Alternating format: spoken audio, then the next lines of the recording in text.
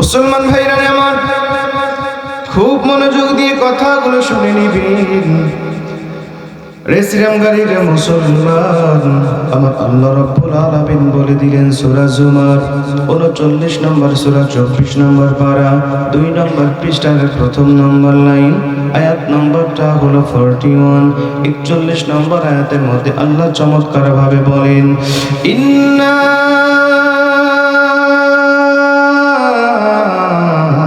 أنزلنا عليك الكتاب للناس بالحق فمن اهتدى فلنفسه ومن ضل فإنما يضل عليها وما أنت عليهم بوكيل।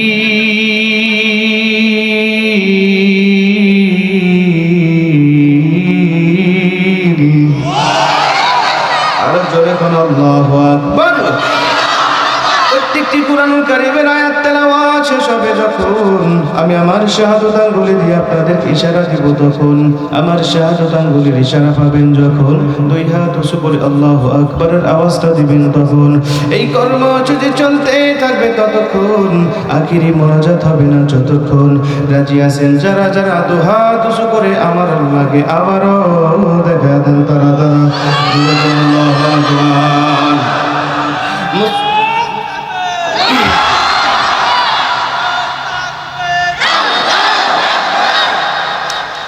মুসলমান ভাইরা আমার, খুব মনোযোগ দিয়ে কথাগুলো শুনে নিবেন। আল্লাহ রাব্বুল আলামিন বলেন, দুনিয়ার মুসলমান, আমি আল্লাহ তাআলা তোমাদের জানিয়ে দিলাম এই দুনিয়ার জমিনে তোমাদের উপরে নাজিল করে দিয়েছি 30 পারা আল কোরআন। আমি মালিক বলে দিলাম এই দুনিয়ার জমিনে তোমাদেরকে সৃষ্টি করার পূর্বে আমি আল্লাহ পাক জিন জাতিকে দুনিয়ার জমিনে পাঠিয়েছিলাম। এই জিন জাতিরা দুনিয়ার জমিনে যাওয়ার পরে তারা যখন আমি আল্লাহ পাকের অবাধ্য হয়ে দুনিয়ার জমিনে চলতে লাগলো, আমি আল্লাহ পাক ফেরেশতাদেরকে দিয়ে জমিন থেকে তাদেরকে উৎখাত করে দিলাম, বিভিন্ন দ্বীপে বিভিন্ন জঙ্গলের মধ্যে তাদেরকে পাঠিয়ে দিলাম। আমি আল্লাহ পাক দ্বিতীয় নম্বর সিদ্ধান্ত নিয়ে ফেরেশতাদেরকে ডাক দিয়ে বললাম, ফেরেশতা, আমি আল্লাহ পাক এইবারে এমন একটা জাতি পৃথিবীর জমিনে পাঠাতে চাই যারা দুনিয়ার জমিনে গিয়ে ইচ্ছা করলেই পাপ করতে পারবে, ইচ্ছা করলেই নেকের কাজ করতে পারবে, ইচ্ছা করলেই জাহান্নামের পথে চলতে পারবে, ইচ্ছা করলেই জান্নাতের পথে চলতে পারবে। আমি আল্লাহ পাক এমন একটা জাতি দুনিয়ার জমিনে পাঠাতে চাই যারা ইচ্ছা করলেই শয়তানের পদাঙ্ক অনুসরণ করতে পারবে, ইচ্ছা করলে আমি আল্লাহ পাকের পথ অবলম্বন করতে পারবে। আমি আল্লাহ পাক এমন একটা জাতি দুনিয়ার জমিনে পাঠাতে চাই যারা দুনিয়ার জমিনে গিয়ে ইচ্ছা করলেই সত্য বলতে পারবে, ইচ্ছা করলেই তারা মিথ্যা কথা বলতে পারবে, কিন্তু যদি সে মিথ্যার কথা ইচ্ছা না করে সত্য কথাটা সর্বসময় বলে বেড়ায়, শয়তানের পথে না চলে আমি আল্লাহ পাকের পথে চলতে থাকে, যদি সে ব্যক্তি জাহান্নামের পথে না চলে জান্নাতের পথে চলতে চায়, আমি আল্লাহ পাক তোমাদেরকে বলে দিই, তোমরা সাক্ষ্য থাকো, এই মানুষগুলোকে আমি আল্লাহ রাব্বুল আলামিন দুনিয়ার জমিনেও কল্যাণের পথে রাখবো। দুনিয়ার থেকে বিদায় নিতে দেরি হবে, ওদের কবরটা জান্নাতের বাগান করতে দেরি করব না। জোরে কোন সুবহানাল্লাহ। এর মুসলমান বন্ধু আমার, খুব মনোযোগ দিয়ে শুনলেন। আল্লাহ পাক ফেরেশতাদেরকে নিয়ে যখন পরামর্শ করছিলেন, ফেরেশতারা ডাক দিয়ে বললেন, আল্লাহ যদি ইবাদত বন্দেগী লাগে বলেন, আমরা বেশি বেশি ইবাদত বাড়িয়ে দেব। নামাজ পড়ার দরকার বেশি, আমরা নামাজও পড়ব বেশি। তাসবিহ তাহলিল পড়ার দরকার বেশি, আমরা তাসবিহ তাহলিল পড়ব বেশি। তারপরে মানব জাতিকে দুনিয়ার জমিনে পাঠিয়েন না। এই মানব জাতি দুনিয়ার জমিনে গিয়ে আপনার ওয়াদাগুলো ভুলে যাবে, তারা রূহের জগতে আপনার কাছে ওয়াদা দিবে আলাস্তু বিরব্বিকুম, যখন আপনি পড়বেন তারা তখন আপনাকে রব বলে স্বীকার করে নেবে। কিন্তু এরা যখন দুনিয়ার জমিনে যাবে ফিতনা ফাসাদে ভুলে যাবে, ক্ষমতার লোভে বিভিন্ন আমিত্বর লোভে তারা নিজের অস্তিত্বটাকে ভুলে যাবে, আপনার কথাটা তারা ভুলে যাবে, আপনাকে দেওয়া ওয়াদা তারা ভুলে যাবে। আল্লাহ মানব জাতিকে দুনিয়ার জমিনে আপনি পাঠিয়েন না। আমার আল্লাহ পাক তখন ফেরেশতাদেরকে চ্যালেঞ্জ করে বলেছিলেন, ফেরেশতা আমি আল্লাহ পাক এই জাতিকে দুনিয়ার জমিনে পাঠাবো, আমি মানছি তারা বিভিন্ন শয়তানের পথে চলে বোকা হয়ে যাবে, শয়তানের ধোঁকায় বোকা হয়ে যাবে, আমি জানি তারা শয়তানের পথেই চলতে থাকবে, আমি আল্লাহ পাক জানি তারা মিথ্যা বলবে, আমি আল্লাহ জানি তারা বিভিন্ন অন্যায় অশ্লীল কাজের সাথে লিপ্ত হয়ে যাবে, কিন্তু কোনো একদিন কোনো একটা সময় যদি তারা ফিরে আসতে পারে, আমি আল্লাহ পাকের ভয়টা অন্তরের মধ্যে নিয়ে আসতে পারে, আমি আল্লাহ পাক বলে দিলাম ওদের জীবনের সব গুনাহগুলো ক্ষমা করে আমি আল্লাহ পাক তাদের কপালে 10টি পৃথিবীর সমান একটি করে জান্নাত বরাদ্দ করে দিব। জোরে কোন সুবহানাল্লাহ। আরে মুসলমান বন্ধু আমার, খুব মনোযোগ দিয়ে শুনেন। আল্লাহ পাক ফেরেশতাদেরকে বলছে ওরা দুনিয়ার জমিনে যাওয়ার পরে বিভিন্ন অন্যায় অশ্লীল কাজের সাথে লিপ্ত হবে, কিন্তু যদি সে নিজের ভুলটা বুঝতে পেরে সব গুনাহ থেকে বিরত থেকে যদি সে তওবা করে ফিরে আসতে পারে, আমি আল্লাহ পাক বলে দিলাম তোমরা সাক্ষী থাকো ওদের জন্য 8টি পৃথিবীর সমান 10টি পৃথিবীর সমান একটি করে জান্নাত তৈরি করে রাখবো। আর এই জান্নাতের মধ্যে আমি আল্লাহ পাক তাদেরকে অনন্তকাল পর্যন্ত রেখে দেব। জোরে কোন সুবহানাল্লাহ। মানুষ ভুল করবে, মানুষ পাপ করবে, মানুষ বিভিন্ন অন্যায় অশ্লীল কাজের সাথে লিপ্ত হবে, কিন্তু এই লিপ্ত হওয়ার পরে মানুষেরা যদি ফিরে আসতে পারে, আল্লাহ পাক বলছেন তখন আমি আল্লাহ পাক তাদের সব গুনাহগুলো ক্ষমা করে দেব। ফেরেশতারা শোনো, শয়তান আমার সাথে চ্যালেঞ্জ করবে যে শয়তান নাকি আমার বান্দাদেরকে জাহান্নামে ঢুকাবে, কিন্তু আমি আল্লাহ তোমাকে বলছি এই মানুষগুলো শুধুমাত্র ফিরে এসে যদি আমার পথকে অনুকরণ করে চলতে পারে, আমি আল্লাহ তাদের জীবনটাকে সব গুনাহ মাফ করে নিষ্পাপ মাসুম করে দেব। মায়ের পেট থেকে সন্তান বের হলে যেমন নিষ্পাপ হয়ে যায়, এক একবার তওবা করার পরে আমি আল্লাহ পাক ঠিক সেভাবেই তাদেরকে নিষ্পাপ করে দেব। আমি আপনাদেরকে একটা আয়াত তেলাওয়াত করেছি, চমৎকার একটি আয়াত। সাহাবীদের মাঝে যখন নবীর উপরে আয়াতটা নাজিল হয়, তখন সাহাবীদের মধ্যে ঈদের মতো আনন্দ হয়ে যাচ্ছিল। একজন সাহাবী আরেকজন সাহাবীর সাথে আলিঙ্গন করছিল আর খুশি হয়ে বলতেছিল, সাহাবী তোমার কপাল ভালো, আমার কপাল ভালো, দেখো আমাদের জীবদ্দশায় আমার আল্লাহ আমাদের জন্য এত সুন্দর একটা আয়াত নাজিল করে দিয়েছে। এই আয়াতটা শুনে সাহাবীরা খুশি হয়েছিল। এই আয়াতটা কি শুধু সাহাবীদের জন্য নাকি আমাদের জন্য?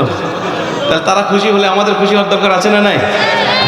এই আয়াতটা নিয়ে আমি আপনাদেরকে তাফসীর করব ইনশাআল্লাহ। যদি ঘন্টাখানেক সময় লাগে, থাকতে রাজি আছেন না? থাকবেন না? কে হাত তোলেন দেখি। এই কয়জন থাকবেন না? মানে এরা আরো বেশি বেশি থাকবে আলহামদুলিল্লাহ। শোনেন, আমি আপনাদেরকে চমৎকারভাবে বলার চেষ্টা করব, আশা করি আপনার ভালো লাগবে, আশা করি আপনার ঈমানটা আজকের আলোচনা দ্বারা বেড়ে যাবে ইনশাআল্লাহ। একটু মনোযোগ দিয়ে শোনেন। যে আয়াতটা তেলাওয়াত করেছি, আয়াতের তাফসীর করতে গেলে আগে শানে নুজুলটা বুঝতে হবে যে কোন প্রেক্ষাপটে নাজিল হলো আয়াতটা। আমি শানে নুজুলটাকে আমার আপনাদেরকে বলি। নবীজি সাল্লাল্লাহু আলাইহি ওয়াসাল্লামের উপরে যখন এই আয়াতটা নাজিল হয়, তখন নবীজি মক্কা বিজয় করে ফেলেছেন। মক্কা থেকে তাকে তাড়িয়ে দেওয়া হয়েছিল মদিনায়। নবীজি হিজরত করে মদিনায় গিয়েছিলেন এবং মদিনায় গিয়েই তিনি মক্কাটাকে বিজয় করে ফেললেন। মক্কা যখন বিজয় করে 10,000 সাহাবী নিয়ে যখন মক্কায় প্রবেশ করলেন, মক্কায় প্রবেশ করার পরে কাফের, মুশরিক, বেঈমান, ইহুদি, নাস্তিক ওদের তো কাপড় চোপড় খারাপ হয়ে যেতে লাগলো। আরে যে মুহাম্মদকে আমরা মাতৃভূমিতে থাকতে দেই নেই, মেরে রাতের অন্ধকারে তাড়িয়ে দিয়েছিলাম, ওই মুহাম্মদ এখন মক্কা বিজয় করে আমাদের মক্কায় এসেছে, না জানি আমাদেরকে এখন কচু কাটা করে ফেলবে, না জানি আমাদের অস্তিত্ব বাড়ি ঘর পর্যন্ত আমাদের আর রাখবে না। এই চিন্তা চেতনা করে সব কাফেররা দিক বিদিক যখন ছুটে বেড়াতে ছিলেন, বিভিন্ন কাফের মুশরিকরা গাঁটটি বুসকা বেঁধে নিজের দেশ ছেড়ে, নিজের মাতৃভূমি ছেড়ে, নিজের বাবার দেশ ছেড়ে যখন বিদেশে পাড়ি জমাতে লাগলেন, তখন আমার নবী এসে কাফের মুশরিকদেরকে উদ্দেশ্য করে মক্কার চত্বরে, কাবার চত্বরে দাঁড়িয়ে তিনি ভাষণ দিতে লাগলেন। লা তাসরিবা আলাইকুমুল ইয়াউম, লা তাসরিবা আলাইকুমুল ইয়াউম, ইযহাবু আনতুম তুলাকা। অর্থ শোনার আগে একবার কাম সুবহানাল্লাহ। নবী বললেন, মক্কার কাফের মুশরিকরা শোনো, আজ আমি নবী তোমাদের প্রতি কোনো অভিযোগ নাই, কোনো রাগ নাই, কোনো ক্ষোভ নাই। ইযহাবু আনতুম তুলাকা, যাও, আমি নবী বিনা শর্তে তোমাদেরকে সাধারণ ক্ষমা ঘোষণা করে দিলাম। নবীজির শুধু এই দুই বাক্যের একটা ঘোষণা শুনে জায়গায় হাজারের উপরে বেদিন কালেমা পড়ে মুসলমান হয়ে গেল। বিদেশ থেকে 700 জনের এক কাফেলা আসছিল মক্কা জিয়ারত করার জন্য। ওই 700 জন যখন শুনলেন নবীজির এমন কথা এবং তার আগের কাহিনী, পরের কাহিনী যখন শুনলেন, ওই 700 জন কাফেলাও জায়গায় নবীর হাতে হাত থেকে কালেমা পড়ে মুসলমান হয়ে গেল। মক্কার কাফেররার মধ্যে ঈদের আনন্দ হয়ে যাচ্ছিল। হারে এতদিন যারা আতঙ্কে ছিলাম, এতদিন ভেবেছিলাম মক্কা বিজয় হয়ে গেলে হয়তো আমাদের অস্তিত্ব থাকবে না, আজও যখন আমাদের গলা শুকিয়ে আসতেছিল, মুহাম্মদ না জানি আমাদের কুচুকাটা করবে, এই মুহাম্মদ যখন সাধারণ ক্ষমা ঘোষণা করে দিয়েছে, তার মানে আমাদের আর দেশ ছেড়ে বিদেশে যেতে হবে না, আমাদের দেশ ছেড়ে দাদা বাবুদের দেশে যেতে হবে না, এখন আমাদের দেশেই আমরা থাকতে পারবো স্ত্রী, সন্তান, পরিবার, পরিজনকে নিয়ে। তখন তারা যখন খুশির আনন্দে বয়ে যাচ্ছিল, তখন একজন মক্কার যুবক গাঁটটি বুসকা বেঁধে, উনি আর মানতেছে না, উনি পালিয়ে যাচ্ছে, উনি আর মানতেছে না, পালিয়ে যাচ্ছে। মক্কার কাফেররা ধরলো, কি ব্যাপার, ওয়াহশী তুমি কই যাও? বলে তোমরা কি শোনো নাই মোহাম্মদ আসছে মক্কা বিজয় করে, ও তো আমার আমল লাগবে না, সালাও লাগবে না, আমাকে তো একদম শেষ করে দিবে, আমি তো বেঁচে থাকতে পারবো না, অতএব আমি পালিয়ে যাচ্ছি অন্য কোথাও। মক্কার কাফেররা বলতে লাগলো, আরে তুমি কি মোহাম্মদের ঘোষণা শোনো নাই? মোহাম্মদ সাল্লাল্লাহু আলাইহি ওয়াসাল্লাম তো আমাদের সবাইকে সাধারণ ক্ষমা ঘোষণা করে দিয়েছে। যুবক বলছে, শোনো মক্কার কাফেররা, মোহাম্মদ আব্দুল্লাহর সন্তান মোহাম্মদ সাল্লাল্লাহু আলাইহি ওয়াসাল্লাম সে তোমাদেরকে ক্ষমা করে দিয়েছে, ঘোষণা আমি শুনেছি, কিন্তু আমি যেই অপরাধটা করেছি, আমি যেই অন্যায়টা করেছি, সবাইকে ক্ষমা করে দিলেও মোহাম্মদ তার স্মৃতিপথ থেকে হাজার দৃশ্য মুছে ফেলতে পারলেও আমার অপরাধটা সে মুছে ফেলতে পারবে না। অতএব মোহাম্মদ সাল্লাল্লাহু আলাইহি ওয়াসাল্লাম সে আমাকে ক্ষমা করবে না, অতএব আমি এদেশে আর থাকবো না, চলে যাব বিদেশে। মুসলমান ভাইরা আমার লক্ষ্য করেন, মক্কার কাফেররা ওয়াহশীকে বলতে লাগলেন, এ ওয়াহশী শোনো, তোমরা তো মহানবী সাল্লাল্লাহু আলাইহি ওয়াসাল্লামের দয়ার খবর তো তোমরা জানো না, আমরা মক্কার কাফেররা শুনেছি, তার চেহারা আমরা দেখেছি, শুনে নাও মুহাম্মদ সাল্লাল্লাহু আলাইহি ওয়াসাল্লাম এত বড় দয়ার সাগর, তুমি যদি গিয়ে তার কাছে সারেন্ডার হয়ে তোমার নিজের জীবনের ভুলগুলো স্বীকার করে নিতে পারো, তোমার অন্যায় যদি স্বীকার করে নিতে পারো, আমার বিশ্বাস মুহাম্মদ তোমার সব অপরাধগুলো ক্ষমা করে বুকে টেনে নিবে। জোরে কোন সুবহানাল্লাহ। ওয়াহশী বলছে, না, আমার অপরাধ সম্বন্ধে তোমরাও জানো না, আমি কত বড় অপরাধ করেছি। বলছে, কি অপরাধ করেছো? বলছে, উহুদের যুদ্ধে নবীজির মুহাম্মদ সাল্লাল্লাহু আলাইহি ওয়াসাল্লামের সবচাইতে যাকে বেশি ট্যাগেল দিয়েছে মুহাম্মদ সাল্লাল্লাহু আলাইহি ওয়াসাল্লামকে, তার চাচা আমির হামজা, ওই আমির হামজাকে আমি নিজের হাতে দুনিয়া থেকে বিদায় করেছি এবং তার বুকটা বল্লম দিয়ে আমি নিজে ফেলেছি এবং ভিতর থেকে কলিজাটা বের করে আমি নিজে চিবিয়েছি এবং আবু সুফিয়ানের স্ত্রীর হাতে দিয়েছিলাম। আবু সুফিয়ানের স্ত্রীও তার কলিজাটা চিপিয়ে চিবিয়ে গরুর ঘাসের মতো ফেলে দিয়েছিল। নবীজি সব স্মৃতি তার দৃশ্যপট থেকে মুছে ফেলতে পারে, কিন্তু এই স্মৃতিটা তিনি মুছতে পারে না, অতএব নবীজি আমাকে ক্ষমা করবে না। যেই আমির হামজা নবীকে সবচেয়ে বেশি সাপোর্ট দিত, নবীজিকে কেউ যদি পাথর দিয়ে আঘাত করতো, আমির হামজা বলতো, ওই পাথর দিয়ে আমি তাকে আঘাত করবো না, ওই পাথরটা কোন পাহাড় থেকে নিয়ে আসা হয়েছে, ওই পাহাড় তুলে আমি সেই কাফেরের সন্তানকে আমি দুনিয়া থেকে বিদায় করে দেব। যে পাথর দিয়ে আমার ভাতিজাকে মারছে, ওই পাথর দিয়ে আমি মারবো না, ওই পাথরটা কোন পাহাড়ের, ওই পাহাড় দিয়ে আমি তাকে আঘাত করবো। আমি সেই চাচাকে দুনিয়া থেকে বিদায় করে দিয়েছি, আমাকে ক্ষমা করবে নবীজি? বলছে, না, তুমি তারপরেও যদি গিয়ে তার কাছে ক্ষমা চাইতে পারো, স্যালেন্ডার হতে পারো, আমাদের বিশ্বাস আমরা কাছে থেকে তাকে যেটুকু দেখেছি তোমার এই অপরাধটাও সে ক্ষমা করে দেবে। মুসলমান ভাইরা আমার লক্ষ্য করেন, হযরত ওয়াহশী ভয়ে ভয়ে চলে গেলেন নবীজির দরবারে। নবীজির রাজ দরবার যাওয়ার পরে ডাক দেয়া বলে, নবীজি আমি আপনার দরবারে এসেছি, কিছু কথা বলতে চাই। নবীজি বলছেন, কে তুমি, কোথা থেকে এসেছো বলো? বলছেন, নবীজি আমি হলাম ওয়াহশী। কোন ওয়াহশী? নবীজি আপনার চাচা আমির হামজাকে হত্যাকারী ওয়াহশী। নবীজি এই কথাটা শুনে অবাক হয়ে গেলেন, ওয়াহশী তুমি কেন আমার দরবারে এসেছো বলো? বলছেন, নবীজি আমি আপনার দরবারে এসেছি আমার জীবনের ভুলগুলো ক্ষমা চাওয়ার জন্য। আমি শয়তানের ধোকায় পোকা হয়ে কাফের নেতার আনুগত্য করতে গিয়ে আমি আপনার চাচাকে দুনিয়া থেকে বিদায় করে দিয়েছিলাম। নবীজি আমি আপনার কাছে ক্ষমা চাই, আপনি আমাকে ক্ষমা করে দেন। আমি আপনার আল্লাহর কাছেও ক্ষমা চাই, আল্লাহ আমাকে যেন ক্ষমা করে দেয়। আমার নবীজি ডাক দিয়া বললেন, শোনো ওয়াহশী, আমি নবীজি এবং আমার আল্লাহ পাক তোমাকে ক্ষমা করে দিল। ডাক দিয়া বললেন, নবীজি আমি কালেমা পড়ে মুসলমান হয়ে যেতে চাই, তবে একটা মাত্র শর্ত, আপনি আর আল্লাহ আমাকে ক্ষমা করতে হবে। নবীজি ডাক দিয়া বললেন, ওয়াহশী শোনো, যখন কোনো বিধর্মী কালেমা পড়ে মুসলমান হয়, যখন কোনো ইহুদি কালেমা পড়ে মুসলমান হয়, যখন কোনো খ্রিস্টান কালেমা পড়ে মুসলমান হয়, মায়ের পেট থেকে সন্তান ভূমিষ্ঠ হওয়ার পরে যেমন নিষ্পাপ হয়ে যায়, আমার আল্লাহ ওই ব্যক্তি মুসলমান হওয়ার সঙ্গে সঙ্গে জীবনের সব গুনাহগুলো ক্ষমা করে দেয়। জোরে কোন সুবহানাল্লাহ। অতএব তুমি যেহেতু মুসলমান হওয়ার জন্য আসছো, তার মানে আমার আল্লাহ তোমাকে ক্ষমা করে দিয়েছে, আর আমি নবীও তোমাকে ক্ষমা করে দিলাম। জোরে কোন সুবহানাল্লাহ। ওয়াহশী বলছে, নবীজি আমি এই কথায় সন্তুষ্ট হতে পারলাম না, আর এই কথায় আমি কালেমা পড়ে মুসলমান হতে পারলাম না। কেন? তিনি ডাক দিয়ে বলছেন, নবীজি আমি আল্লাহর পক্ষ থেকে আমাকে সম্বন্ধ করে আমার পক্ষে আমাকে ক্ষমা করে একটা আয়াত নাজিল করবে না যতক্ষণ আমি ওয়াহশী কালেমা পড়ে মুসলমান হব না ততক্ষণ। আল্লাহু আকবার বললেন। আমাকে উদ্দেশ্য করে এই মুহূর্তে আল্লাহর পক্ষ থেকে একটি আয়াত নাজিল করাতে হবে। আল্লাহ বলবে যে আমি ওয়াহশীকে ক্ষমা করে দিলাম, আমি ওয়াহশীর সব আগে পরে সব গুনাহগুলো ক্ষমা করে দিলাম। এই আয়াতটা যদি আল্লাহ পাক নাজিল করতে পারে আমার সামনে, আমি নবীজি বলছি, আমি ওয়াহশী বলছি, আমার জীবনে সব অপরাধগুলোকে আমি মাটি চাপা দিয়ে এই মুহূর্তে আপনার হাত থেকে স্যালেন্ডার হয়ে মুসলমান হয়ে যাবে। কি ব্যাপার, তা আবারও দিয়ে দিবেন নাকি আপনারা? এত আগে নিয়ে আসছেন কে? ওই তাবারকের দিকে শ্রোতাদের নজর গেলে আর কি মন মানে?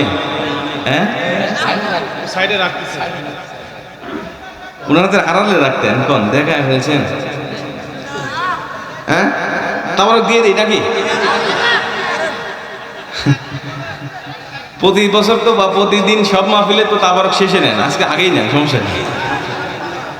আচ্ছা, আলহামদুলিল্লাহ, এদিকে লক্ষ্য করেন, আড়ালে রাখতেন, তাহলে ঠিক ছিল। আচ্ছা, এদিকে তাকান প্রিয় ভাইরা আমার, বেশিক্ষণ কষ্ট দেবো না আপনাদেরকে, আমি অনেক দূরে যাবো। আপনাদের মাহফিল শেষ করে আগামীকালকে যেতে হবে সেই কক্সবাজার কুতুবদিয়া, তো অনেক দূরে, যেহেতু আমারও যেতে হবে, আপনাদেরও তারা দেখতেছি তাবারক নিয়ে আসছেন, আর আমি মোনাজাত করে দিলে আমিও বেঁচে যাই, আপনারাও বেঁচে যান, নাকি কথা? আলহামদুলিল্লাহ, এদিকে লক্ষ্য করেন। শুনবেন? কতক্ষণ শুনবেন চাচা? সারা রাত শুনবেন? মাশাআল্লাহ, ঠিক আছে, ইনশাআল্লাহ আল্লাহ কবুল করুক। জোরে করে আমিন। কে কে সারা রাত শুনবেন হাত তুলে দেখি, লিল্লাহি তাকবীর। শুনেন, সারা রাত থেকে না থাকেন সমস্যা না, আমি কিছুক্ষণ পরে চলে যাবো ইনশাআল্লাহ। আল্লাহ পাক আমাদের ভালোবাসা জান্নাত পর্যন্ত কবুল করুক। জোরে করে আমিন। শোনেন, খুব গুরুত্বপূর্ণ কথা বলছি ভাই, আপনি কথাগুলো যদি মনোযোগ দিয়ে শুনতে পারেন, আল্লাহর কসম তওবার প্রতি আপনার ইসবিহা জন্মাবে আজকের মাহফিল থেকে ইনশাআল্লাহ। একটু মনোযোগ দিয়ে শোনেন। নবীজি সাল্লাল্লাহু আলাইহি ওয়াসাল্লামকে ওয়াহশী বলছেন, নবীজি আমি কালেমা পড়ে মুসলমান হব ঠিক আছে, কিন্তু আপনি তো ক্ষমা করে দিলেন, কিন্তু আল্লাহ ক্ষমা করবে কিনা আমি তো জানি না। এখন আল্লাহর পক্ষ থেকে একটা আয়াত নাজিল করতে বলেন, আল্লাহ যেন আমার সম্বন্ধে একটা আয়াত নাজিল করে আমাকে ক্ষমার ঘোষণা দেয়, আর আমি তখনই আপনার হাত থেকে কালেমা পড়ে মুসলমান হয়ে যাব। আমরা হলে কি কইতাম, বেটা তুমি এতদিন পরে আসছো আমার চাচাকে খুন করে, এরপরে তুমি আমার কাছে শর্ত দিচ্ছ মুসলমান হওয়ার জন্য। আমরা হলে কি করতাম, আগে আধা ঘন্টা ধরে পিটাইতাম, এরপরে যখন জান যায় অবস্থা, তখন আইসিইউতে ভর্তি করে বলতাম, বল তোর কি আশা, কি শর্ত তোর, সেটা বল। কিন্তু নবীজি কত বড় ক্ষমাশীল চিন্তা করেন। নবীজি বলছেন, ওয়াহশী দাঁড়াও, আমি আল্লাহর পক্ষ থেকে তোমাকে একটা আয়াত শোনায়া দেই। জোরে কান সুবহানাল্লাহ। মুসলমান ভাই জানেন, আমার লক্ষ্য করেন, নবীজি ওয়াহশীকে কাছে টানলেন, কাছে বসালেন, বসিয়ে ডাক দিয়ে বলেন, ওয়াহশী শোনো, আমি আল্লাহ পাকের পক্ষ থেকে একটা আয়াত, সুন্দর একটা আয়াত তোমাকে শোনায় দিই। আমার আল্লাহ পাক চমৎকার ভাবে পবিত্র কোরআনের মধ্যে বলে দিয়েছেন, ওয়াল্লাযীনা লা ইয়াদউ মা'আল্লাহি ইলাহান আখারা ওয়া লা ইয়াকতুলুনা আন-নাফসাল্লাতী হারামাল্লাহু ইল্লা বিল হাক্কি ওয়া লা ইয়াজনুন। আমার আল্লাহ পাক ডাক দিয়ে বলে দিয়েছেন, রে পৃথিবীর মানুষেরা শোনো, দুনিয়ার জমিনে যদি কেউ তিনটা অপরাধ থেকে বিরত থাকতে পারে, আমি আল্লাহ পাক তাদের সবার উপরে সাধারণ ক্ষমা ঘোষণা করে দিলাম। এই তিনটা অপরাধ থেকে যদি কেউ বিরত থাকতে পারে, ওর তওবা লাগবে না, আমার আল্লাহ পাক ইচ্ছা করি তার জীবনের সব গুনাহগুলো ক্ষমা করে দিবে। জোরে কান সুবহানাল্লাহ। দেখেন তো এই তিনটা অপরাধ আপনার জীবনের সাথে আছে কিনা, যদি না থাকে কখনো এগুলো করার চেষ্টা করবেন না, আর যদি থেকে থাকে তওবা করে এখনই ফিরে আসবেন, আল্লাহ পাক আপনাকে ক্ষমা করে দিবেন। নবীজি ডাক দিয়া বলেন, ওয়াহশী এক নম্বরে আল্লাহ বলে যদি কোনো ব্যক্তি আল্লাহর সাথে শিরিক না করে, দুই নম্বরে যদি কোনো ব্যক্তি অন্যায়ভাবে কাউকে হত্যা না করে, তিন নম্বরে যদি কোনো ব্যক্তি জিনা না করে, ওয়ালা ইয়াজনুন, যদি কোনো ব্যক্তি জিনা না করে, আমার আল্লাহ পাক তাদেরকে সাধারণ ক্ষমা ঘোষণা করে দেয়। ওয়াহশী ডাক দিয়া বলছেন, নবীজি আমি তো এই তিনটা অপরাধের সাথেই ডুবে আছি, আমি জিনা করেছি, আমি আপনার চাচাকে হত্যা করেছি, আমি শিরিক দিয়ে আমার জীবনটা ভরপুর রয়েছে, তার মানে তিনটা অপরাধী আমার মধ্যে রয়েছে। নবীজি তার মানে এই আয়াতটা আমার সম্বন্ধে হলো না, নবীজি আমাকে বিদায় করে দেন, আমি ওয়াহশীকে কালেমা পড়ানোর দরকার নাই। জোরে কোন আল্লাহু আকবার। নবীজি ডাক দেয়া বলেন, ওয়াহশী দাঁড়াও, আমি আরেকটা আয়াত তোমাকে শোনায় দেই, শোনো। আল্লাহ পাক ইতিপূর্বে এই আয়াতগুলো নাজিল করেছে, বিদায় তোমাকে আমি শোনাচ্ছি, শোনো। আমার আল্লাহ পাক সূরা ফুরকানের মধ্যে আরেকটা চমৎকার ডাক দিয়ে বলে দিয়েছেন, ইল্লা মান তাবা ওয়া আমানা ওয়া আমিলা আমালান সালিহা ইল্লা মান তাবা ওয়া আমানা ওয়া আমিলা আমালান সালিহা ফাউলাইকা ইউবাদদিলুল্লাহু সাইয়্যাতিহিম হাসানাত। জোরে বল আল্লাহু আকবার। আল্লাহ পাক ডাক দেয়া বলেন, পৃথিবীর মানুষেরা শোনো, দুনিয়ার জমিনে যদি তুমি ঈমান না থাকে তোমার, তাহলে ঈমানটা তুমি গ্রহণ করবে, আর জীবনের সব গুনাহ থেকে তুমি তওবা করবে, আর ভালো ভালো নেক কাজ করবে। আমি আল্লাহ বলে দিলাম তোমার জীবনের সব গুনাহগুলো ক্ষমা করে সওয়াব দ্বারা গুনাহগুলো বদল করে দিব। জোরে কোন সুবহানাল্লাহ। ওয়াহশী এখন কি কালেমা পড়ে মুসলমান হবে? আমার আল্লাহ বলেছেন তুমি তওবা করলে আর নেক কাজ করলেই তোমার জীবনে সব গুনাহ ক্ষমা করে দিব। ওয়াহশী বলছে, নবীজি এই আয়াত শুনেও আমি মুসলমান হতে পারবো না। কেন পারবো না? নবীজি আল্লাহ এখানে কন্ডিশন দিয়েছে যে কালেমা পড়ে মুসলমান হতে হবে, ঈমান আনতে হবে, মুসলমান হতে হবে, এরপরে তওবা করতে হবে, এরপরে নেক কাজ করতে হবে। নবীজি ঈমান আনবো এটা আমার জন্য সহজ, আমি তওবা করব এটাও আমার জন্য সহজ, কিন্তু নেক কাজ করতে পারবো কি পারবো না এটা তো আমি গ্যারান্টি দিতে পারি না। আমি কালেমা পড়ে মুসলমান হলাম, সাথে সাথে আজরাইল চলে আসলো, আমি দুনিয়া থেকে বিদায় নিয়ে চলে গেলাম। নবীজি তাহলে তো আমার ঈমান আনা হলো না, আমার নেক কাজ করা হলো না, তার মানে আল্লাহ আমাকে ক্ষমা করলো না। নবীজি এই কন্ডিশন আমি মুসলমান হতে চাই না, আমাকে বিদায় দেন, আমার মুসলমান হওয়া হবে না। জোরে করে আল্লাহু আকবার। নবীজি তারপরেও ধৈর্য ধরলেন, তারপর রাগ হলেন না, বলছেন ওয়াহশী একটু বসো, দেখি আরো কোনো আয়াত আমি তোমার সম্বন্ধে আমি শোনাতে পারি কিনা। নবীজি এরপরে সূরা নিসার একটি আয়াত শুনিয়ে দিলেন, শোনো ওয়াহশী তোমাকে আমি আরেকটা আয়াত শোনায় দিই, আমি আল্লাহ পাকের পক্ষ থেকে আরেকটা আয়াত শোনায় দিই। আল্লাহ পাক বলছেন ইন্নাল্লাহা লা ইয়াগফিরু আন ইউশরাকা বিহি শাইআ। আল্লাহ পাক ডাক দিয়া বলে দিয়েছেন পৃথিবীর মানুষেরা শোনো, যদি কোনো ব্যক্তি শুধুমাত্র একটা অপরাধ থেকে বিরত থাকতে পারে, শুধুমাত্র একটা অপরাধ থেকে বিরত থাকতে পারে, আমার আল্লাহ পাক তার উপরে দয়া করে বিনা শর্তে বিনা তওবায় সব গুনাহ মাফ করে দিবে। ওয়াহশী সেই অপরাধটা কি জানো? সেটা হলো শিরিক। তুমি শিরিক থেকে এখন থেকে বিরত থাকবে, তোমার আর কিচ্ছু করার দরকার নেই, মুসলমান হয়ে যাও, আমার আল্লাহ তোমাকে সব ক্ষমা করে দেবে। ওয়াহশী তারপরেও রাজি হলেন না, ডাক দিয়ে বলছেন নবীজি আমার আল্লাহ এখানেও একটা শর্ত দিয়েছে, আমি এখানে একটা শর্ত দেখতে পাচ্ছি। কি শর্ত? আল্লাহ বলেছেন শিরিক থেকে বিরত থাকার পরে আল্লাহর যখন দয়া হবে তার উপরে, তখন আল্লাহ তাকে ক্ষমা করবে। নবীজি আমার জীবনে যত গুনাহ, আমার জীবনে যত অপরাধ, আমার জীবনে যত অন্যায়, আমার এই গুনাহের দিকে তাকালে আল্লাহ পাকের দয়া আমার পার হবে না, এটা আমি নিশ্চিত। অতএব আল্লাহর দয়া যদি না হয় আল্লাহ আমাকে ক্ষমা করবে না। নবীজি অতএব এই আয়াত শুনে আমি মুসলমান হতে পারলাম না, আল্লাহ বিনা শর্তে আমাকে ক্ষমা করার ঘোষণা দিবে না যতক্ষণ আমি ওয়াহশী কালেমা পড়ে মুসলমান হব না ততক্ষণ। জোরে করে আল্লাহু আকবার। পরিস্থিতি কতটা ভয়ানক অবস্থায় চিন্তা করেন। নবীজি তারপরে ধৈর্য হারালেন না, নবীজি তারপরে বলছেন ওয়াহশী দাঁড়াও, দেখি আল্লাহ পাক তোমার সম্বন্ধে কোনো আয়াত নাজিল করে কিনা। এতক্ষণ নবীজি নিজের থেকে আয়াতগুলো শোনাচ্ছিলেন, আগে নাজিল হওয়া পূর্বে নাজিল হওয়া আয়াতগুলো শোনাচ্ছিলেন।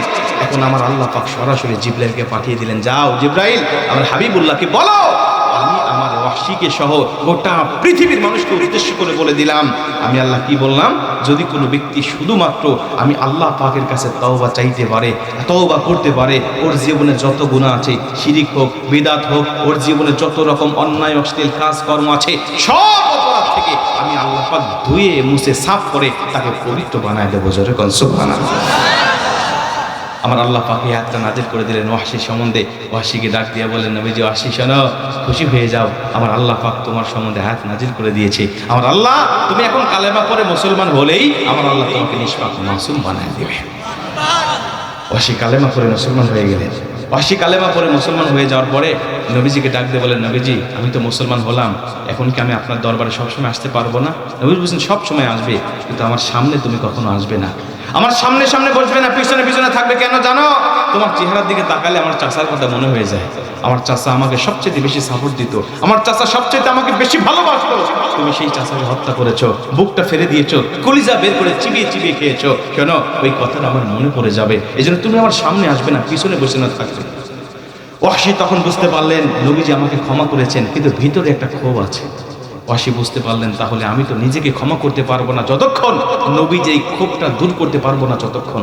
ওয়াহশী সেদিন হাতে হাত রেখে সেদিন আল্লাহ পাকের কাছে ডাক দিয়ে বলেন নবীজি, আল্লাহকে ডাক দিয়ে বলেন আল্লাহ আমি কালেমা পড়ে মুসলমান হয়েছি, আল্লাহর নবী আমাকে ক্ষমা করেছে, আপনি আমাকে ক্ষমা করেছেন, কিন্তু আমি নিজেকে নিজে ক্ষমা করতে পারবো না ততক্ষণ এই হাত দিয়ে ইসলামের একটা সূর্য সন্তানকে হত্যা করে আমি যে অপরাধ করেছি, আবার এই হাত দিয়ে ইসলামের একজন নিকৃষ্ট সন্তানকে যতক্ষণ আমি বিদায় করতে না পারবো ততক্ষণ আমি নিজেকে ক্ষমা করতে পারবো না।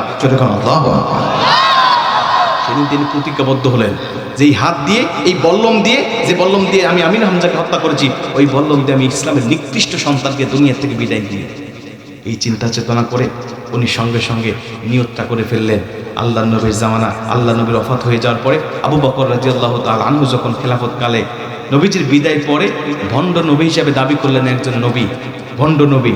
নবীজি তার নাম দিলেন মুসাইলামা। আর মিথ্যাবাদী হওয়ার কারণে টাইটেল লাগলো কাজ্জাব, মুসাইলামাতুল কাজ্জাব। এই মুসাইলামাতুল কাজ্জাবকে এই ওয়াহশী যে বল্লম দিয়ে আমির হামজাকে হত্যা করেছিলেন হযরত আমির হামজা, ওই বল্লমটা নিয়ে গিয়ে মুসাইলামাতুল কাজ্জাবকে দুনিয়া থেকে বিদায় করে দিলেন।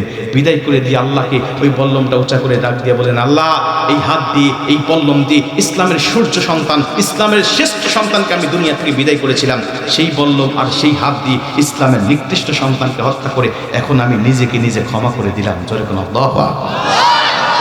এই আয়াতটা হযরত ওয়াহশী রাদিয়াল্লাহু তাআলা আনহু শানে যখন নাজিল হয়ে গেল, আল্লাহ পাক বলছেন, কুল ইয়া ইবাদিয়াল্লাযীনা আসরাফু আলা আনফুসিহিম লা তাকনাতু মির রাহমাতিল্লাহ ইন্নাল্লাহা ইয়াগফিরুয যুনুবা জামিআ ইন্নাহু হুয়াল গফুরুর রহিম। যখন কোনো ব্যক্তি আমি আল্লাহ পাকের কাছে তওবা করে, যখন কোনো ব্যক্তি আমি আল্লাহ পাকের কাছে ফিরে আসে, আমি আল্লাহ তাদেরকে সান্ত্বনা দিচ্ছি, ওরা যেন নৈরাশ না হয়, ওরা যেন আমি আল্লাহ পাকের কাছ থেকে মুখ ফিরিয়ে না নেয়। আমি আল্লাহ বলছি ওদের জীবনে সব গুনাহগুলো ক্ষমা করে দিয়ে আমি আল্লাহ পাক নিষ্পাপ মাসুম করে দেব। জোরে কোন সুবহানাল্লাহ। এদের তওবা করতে রাজি আছেন? তওবা করলে কি হয়? জীবনে গুনাহ মাফ হয়ে যায়। কিন্তু আমরা অনেক মানুষ আছি তওবা কিভাবে করতে হয় এটাই জানি না। শুধুমাত্র আস্তাগফিরুল্লাহ আস্তাগফিরুল্লাহ বলে বলে মনে করি যে আমার তওবাটা হক আদায় হয়ে গেছে। কিন্তু আল্লাহর কসম, তওবার পরিপূর্ণ হক আদায় হয় না ততক্ষণ একটা তওবার মধ্যে 5টা শর্ত নিয়ে আসবেন না যতক্ষণ। আপনি যদি 5টা শর্ত মেনে তওবা করতে পারেন, আপনি যত গুনাহগার হন, যত পাপী হন না কেন, সব পাপ ধুয়ে মুছে সাফ করে আল্লাহ ক্ষমা করে দেয়। শুধু ক্ষমা করে দিয়ে ক্ষান্ত হয় না, আল্লাহ বলে ফাউলাইকা ইউবাদদিলুল্লাহু সাইয়্যাতি হাসানাত, ওর গুনাহগুলোকে সওয়াব দ্বারা বদল করে আমল নামাটাকে ভারী করে দেয়। তাহলে এই 5টা শর্ত কি? এই 5টা শর্ত বলেই আলোচনা আজকে সমাপ্ত হবে ইনশাআল্লাহ। রাজি আছেন তো? শুনতে রাজি আছেন ইনশাআল্লাহ? হাত তোলেন। 1 নম্বরে নবীজি সাল্লাল্লাহু আলাইহি ওয়াসাল্লাম বলেন, 1 নম্বরে ওই ব্যক্তি তওবাকারী ব্যক্তি শর্ত হলো, ও যে অপরাধটা করেছে, ও যে পাপটা করেছে, ও যে অন্যায়টা করেছে, এই অন্যায়টাকে অন্যায় বলে আগে স্বীকৃতি দিতে হবে। আল্লাহকে বলতে হবে, আল্লাহ আমি যেটা করেছি এটা পাপ করেছি, এটা অন্যায় করেছি, আমি স্বীকার করছি যেটা আমার অপরাধ হয়েছে, আমি স্বীকার করছি এটা আমার ভুল হয়েছে, আমি স্বীকার করছি এটা অশ্লীল, এটা ঠিক নয়, এটা পাপ। অনেক মানুষ পাপ করার পরেও স্বীকার করে না, আছে না নাই? কয় নামাজ না পড়লে কি হবে, আমার ঈমান ঠিক আছে। এই গ্রুপ কি ইসলামগাড়ি আছে?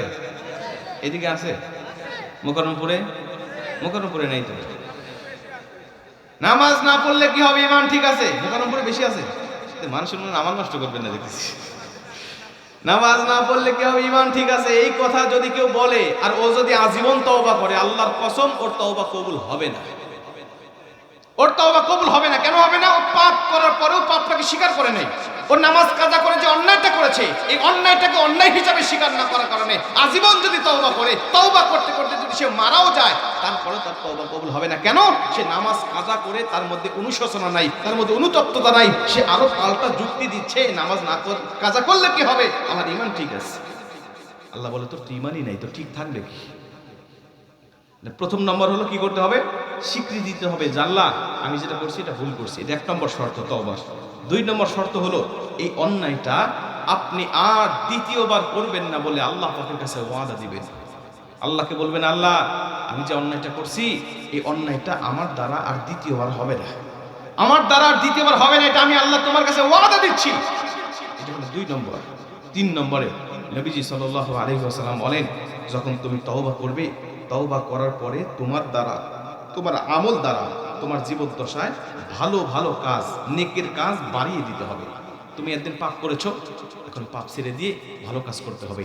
একদিন নামাজ পড়ো নাই, এখন নামাজ বেশি বেশি পড়তে হবে। একদিন রোজা রাখো নাই, এখন রোজা রাখতে হবে বেশি বেশি। একদিন মিথ্যা বলেছো, এখন সত্য বলতে হবে। তোমার নেকের কাজটা তোমাকে বাড়ায় দিতে হবে। এটা হলো তওবার 3 নম্বর শর্ত। 4 নম্বর শর্ত নবীজি বলেন, তোমাকে বেশি বেশি ইস্তেগফার, মাল্লাদি মাল ইস্তেগফার, মাল্লাদি মাল ইস্তেগফার। নবীজি বলছে তোমাকে আঠার মতো ইস্তেগফারের সাথে লেগে থাকতে হবে। কার মতো? আঠার মতো, আঠার মতো, মাল্লাদি মাল ইস্তেগফার, আঠার মতো তোমার সাথে ইস্তেগফারের সাথে লেগে থাকতে হবে। যদি থাকতে পারো কি হবে?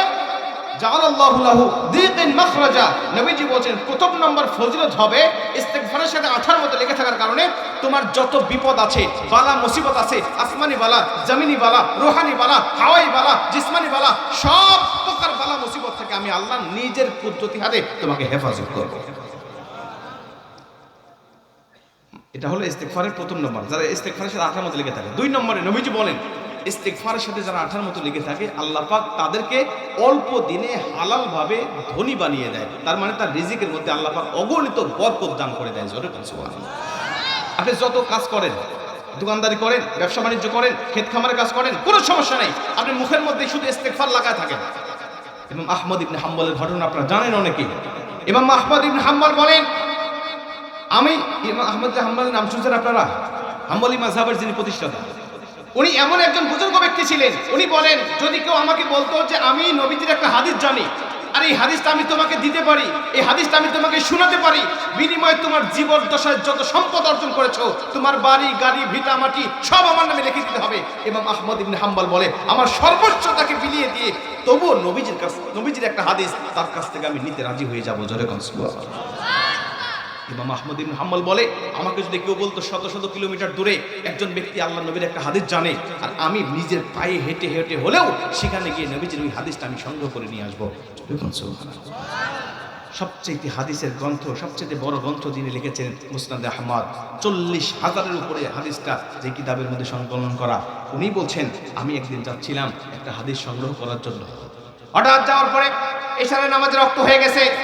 আমি চিন্তা করলাম, মুরব্বী মানুষ, বৃদ্ধ মানুষ, এখন আমি কোন দিক যাব, কোন রাস্তায় যাব, রাস্তায় এই রাত্রিবেলা, কুয়াশার রাত্রিবেলা কিভাবে যাব?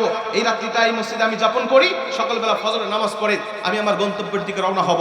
উনি বলছেন, আমি সেখানে ফজরের নামাজটা পড়ার নিয়তে ইশরার নামাজ পড়ে আমি ওজিফা শুরু করে দিয়েছি। সবাই বের হয়ে চলে যাবে, আমি মসজিদে থাকবো, আর ফজরের নামাজ পড়ে আবার বের হয়ে চলে যাব। কিন্তু সবাই বের হয়ে চলে গেলেও এটা যিনি খাদেম ছিলেন উনি আর বের হয় না। উনি যখন বের হচ্ছে না, আমি দীর্ঘক্ষণ লক্ষ্য করছি যে উনি আমাকে কিছু বলতে চাচ্ছে। আমি ডাক দিলাম, বাবা কিছু বলতে চাও? বলছেন, হ্যাঁ বলতে চাই। আপনি কোথায় যাবেন? আপনি কোথায় যাবেন? আপনি বের হন না, আমি মসজিদ তালাও দিতে পারি না, আমি তো আটকিয়ে তারপরে চলে যাব, আপনি একটু বের হন। ইমাম আহমদ ইবনে হাম্বল বলছে, আমি যদি শুধুমাত্র সেখানে পরিচয়টা দিতাম যে আমি জগৎ বিখ্যাত আল্লাহ পাকের ওলি, আমি জগৎ বিখ্যাত মুহাদ্দিস আহমদ ইবনে হাম্বল, তাহলে আমাকে তারা রাখার মতো অগণিত ভিআইপি জায়গা করে দিত। কিন্তু আমি পরিচয়টা দিলাম না, আমি বের হয়ে চলে আসলাম। আমি অনেক অনুনয় বিনয় করেছি, একটু থাকতে দাও, রাতটা আমাকে থাকতে দিল না। আমি মুরব্বী মানুষ, লাঠিটা নিয়ে, আমার গাঠটিটা নিয়ে আমি বের হয়ে চলে আসলাম, দেখি আল্লাহ কোনো একটা ব্যবস্থা আমাকে করে দিবে।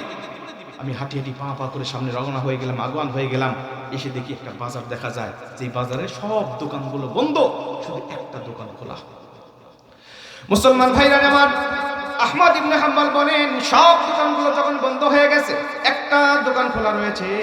ওই দোকানদার, যিনি দোকানটা পরিচালনা করছে, উনি হলেন একজন যুবক ব্যক্তি, মুসলমান যুবক। উনি দেখতে সেই দোকানটা ছিল রুটির দোকান। মানুষের আসতো তার কাছে, রুটিগুলো কিনে কিনে নিয়ে চলে যেত। আমি লক্ষ্য করে ডাক দিয়া বললাম, বাবা যুবক, আমি তোমার দোকানের মধ্যে একটু থাকতে চাই। তুমি যে আগুনটা তাওয়াচ্ছ, যে আগুনে দিয়ে তুমি রুটিটা ভাজতেছো, এই আগুন থেকে আমি কিছুটা আগুন নিতে চাই। আমি রাত্রিবেলায় মুরব্বী মানুষ এখানে থাকতে চাই। যুবক আমাকে আহলান সাহলান স্বাগতম জানালেন, বললেন, বাবা সারা রাত থাকতে পারেন, কোনো সমস্যা নাই। আমি ফজরের আগ পর্যন্ত এই দোকানটা খোলা রাখি, ফজরের নামাজ পড়ে আমি বাসায় চলে যাই। সারাদিন দোকান খুলতে পারি না, রাত্রিবেলায় শুধুমাত্র দোকানটা খোলা রাখি। আহমদ ইবনে হাম্বল খুশি হয়ে গেলেন, ডাক দিয়া বললেন, বাবা ঠিক আছে, আমি সেখানেই থাকবো। ইমাম আহমদ ইবনে হাম্বল বলে, কিন্তু কি আশ্চর্যজনক ব্যাপার, আমি যখন সেখানে বসে আছি, আমি বসে বসে অযথা বসে না থেকে আমি সুবহানাল্লাহ পড়ছি, আলহামদুলিল্লাহ বলছি, আল্লাহু আকবার পড়ছি, আবার মাঝে মাঝে কোরআন তেলাওয়াত করছি, আবার বিভিন্ন দোয়া দরুদগুলো পাঠ করছি। কিন্তু যুবকের দিকে তাকিয়ে দেখি যুবক এগুলো পড়ে না, শুধু শুয়ে মাত্র একটা আমল করতেছে। কি আমল? ও রুটির দলা বানায়, আস্তাগফিরুল্লাহ পাঠ করে, রুটির খামির তৈরি করে, আস্তাগফিরুল্লাহ পাঠ করে, এগুলোকে রুটি আকারে যখন বেলে তখন আস্তাগফিরুল্লাহ পাঠ করে, এগুলোকে যখন ভাজতে দেয় তখন আস্তাগফিরুল্লাহ পাঠ করে, এগুলোকে যখন উল্টা দেয় তখন আস্তাগফিরুল্লাহ পাঠ করে, এগুলো যখন মানুষের কাছে বিক্রি করে তখন আস্তাগফিরুল্লাহ পাঠ করে, মানুষের কাছ থেকে যখন টাকা নেয় তখন আস্তাগফিরুল্লাহ পাঠ করে।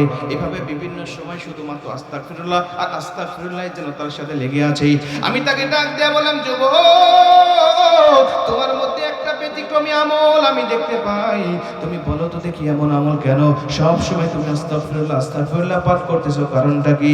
যুবক ডাক দেয়া বললেন, আমি আস্তাগফিরুল্লাহ এজন্য পাঠ করতেছি, আমার আল্লাহ পাক, আল্লাহর নবী ঘোষণা করে দিয়েছে, মাল্লাযী মাল ইস্তিগফার, যে ব্যক্তি ইস্তিগফারের সাথে আঠার মতো লেগে থাকবে, আমার আল্লাহ পাক দুনিয়ার জমিনে তাকে 5টা ফজিলত তাকে দান করে দিবে। এই 5টা ফজিলত পাওয়ার আশা, এই 5টা ফজিলত অর্জনের আশায় আমি সব সময় অন্যান্য আমলগুলো বাদ দিয়া আস্তাগফিরুল্লাহ ইস্তিগফারের সাথেই লেগে থাকি। জোরে কোন সুবহানাল্লাহ। যুবক যখন এমন কথা বলে দিয়েছে, আহমদ ইবনে হাম্বল ডাক দিয়ে বলে, বাবা তুমি কোন আমলের আশায় আস্তাগফিরুল্লাহ পড়ো বলো তো দেখি। উনি বলছে, হুজুর আল্লাহর নবী বলে দিয়েছেন ইস্তিগফারের সাথে লেগে থাকলে বিপদ আপদ দূর হয়ে যায়। হুজুর সত্যি আল্লাহ পাক আমাকে সব বিপদ আপদ বালা মুসিবত থেকে দূর করে দিয়েছে। 2 নম্বরে নবীজি বলে দিয়েছেন ইস্তিগফারের সাথে লেগে থাকলে আল্লাহ রাব্বুল আলামিন তাকে হালাল ভাবে ধনী বানিয়ে দেয়। সত্যি আল্লাহ পাক আমাকে হালাল ভাবে ধনী বানিয়ে দিয়েছে। মানে আমি এই রুটি বিক্রি করি শুধুমাত্র রাত্রিবেলায়, আর আমার বিশাল সদস্যের একটি পরিবার, আমি শুধুমাত্র একাই উপার্জন করে থাকি। এই রুটি বিক্রি করে রাত্রিবেলায় আমার পুরো পরিবারটাকে স্বাচ্ছন্দ্যে আমি চালিয়ে নিচ্ছি। হুজুর সত্যি আল্লাহ পাক আমাকে রিজিকের মধ্যে বরকতটা বাড়িয়ে দিয়েছে। 3 নম্বরে আল্লাহ পাক বলে, আল্লাহ রাসূল বলে দিয়েছেন তার সংসারে কোনো অসুখ থাকবে না, কোনো বিসুখ থাকবে না, কোনো বালা মুসিবত থাকবে না। হুজুর সত্যি আমার সংসারের মধ্যে কারো অসুখ নাই। 3 নম্বর এটা গেল। 4 নম্বরে আমার নবীজি বলে দিয়েছেন যদি কোনো ব্যক্তি ইস্তিগফারের সাথে আঠার মতো লেগে থাকতে পারে, আমার আল্লাহ রাব্বুল আলামিন তাকে মুস্তাজাবুদ দাওয়া বানিয়ে দেয়। মানে ও ব্যক্তি যত কঠিন দোয়া আল্লাহর কাছে করুক না কেন, আমার আল্লাহ পাক মুহূর্তের মধ্যেই তার দোয়াটাকে কবুল করে নেয়। জোরে কোন সুবহানাল্লাহ। হুজুর আল্লাহ পাক আমাকে মুস্তাজাবুদ দাওয়া বানিয়ে দিয়েছে। আমি আল্লাহ পাকের কাছে যত দোয়া করে থাকি আল্লাহ পাক আমার সব দোয়াগুলোকে কবুল করে নেয়। সকালবেলা ফজরের নামাজ পড়ে আমার পাশে সবাই লাইন ধরে, কেউ নারী, কেউ পুরুষ, কেউ ছোট, কেউ বড়, সবাই এসে শুধু আমার কাছে হাত তুলে দোয়া চায়। আর আমি আল্লাহ পাকের কাছে তাদের সমস্যার কথাগুলো বলে বলে যখন দোয়া করি আল্লাহ পাক তখন আমার দোয়াটাকে কবুল করে নেয়। আহমদ ইবনে হাম্বল ডাক দিয়ে বলেন, বাবা এটা আশ্চর্যজনক কথা, তোমার সব দোয়া কি আল্লাহ পাক কবুল করে নেয়? যুবক ডাক দিয়ে বলেন, হুজুর গো আল্লাহর কসম আমার আল্লাহ পাক আমার সব দোয়াগুলো কবুল করে নেয়। মুস্তাদ আহমদ ইবনে হাম্বল ডাক দিয়ে বলেন, বাবা তাহলে বলো সত্যি কি তোমার সব দোয়া কবুল হয়? উনি বলছে, হ্যাঁ আমার সব দোয়া কবুল হয়ে যায়। উনি বলছেন, তাহলে একটা কথা বলো আমাকে, জীবনে এমন কোন দোয়া আছে কিনা যে দোয়া তোমার কবুল হয় নাই? উনি বলছেন, হুজুর শুধু একটা দোয়া ব্যতীত আমার আল্লাহ পাক আমার সব দোয়াগুলোকে কবুল করে নিয়েছে। আহমদ ইবনে হাম্বলের জানার কৌতূহল বেড়ে গেল, বাবা কোন দোয়াটা তোমার কবুল হয় নাই আমাকে বলো।